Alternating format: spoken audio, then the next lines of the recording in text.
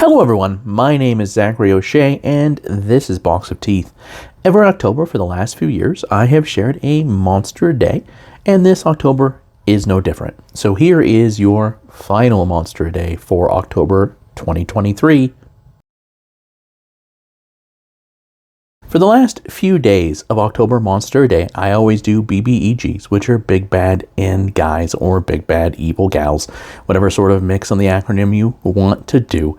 And on Halloween, I always go a little bit over the top. Yes, they're always tier 4 plus monsters, but I really like to have Halloween be something that is pretty nasty overall.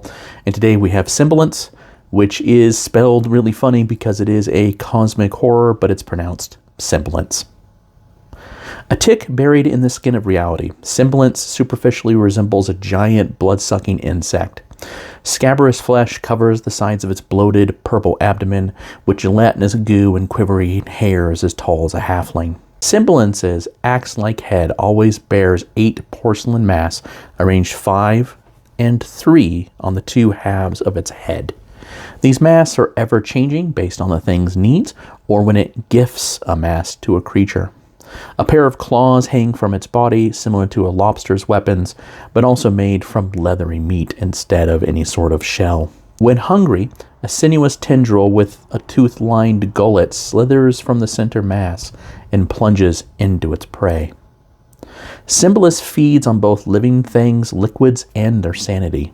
It appears to only want to eat most of the time, but clearly has other inscrutable plans for the real world.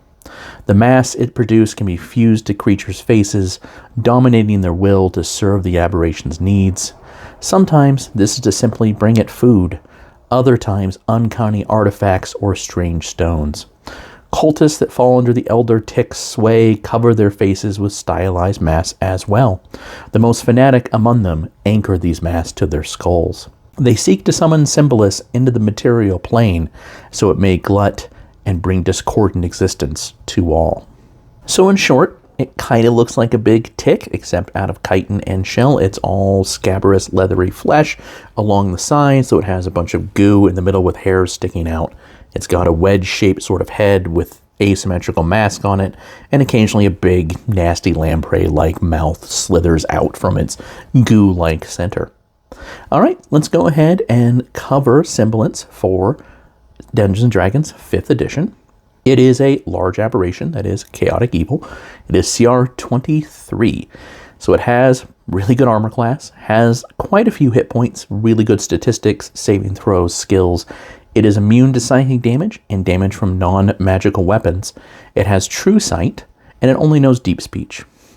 It is amorphous, so it can squeeze through spaces 1 inch small, which is kind of gross. It has a fixed mask, so if it's grappling a creature with its claw, which we'll cover in a moment, it can stick a mask onto that creature's face at the beginning of its turn. That creature has to make a constitution save or the mask fuses to it. And now Semblance can direct that creature where it wants to attack people.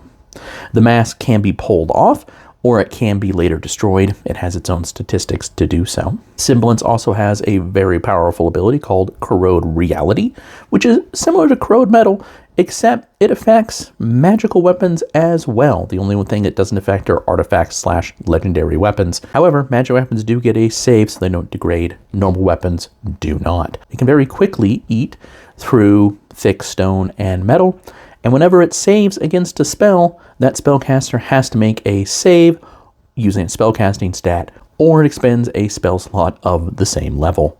So again, pretty nasty. It has magic resistance, it has magic weapons, it can make 2 claw attacks. The claw attacks do a lot of bludgeoning damage and grapple a creature with a pretty hefty DC escape check on it.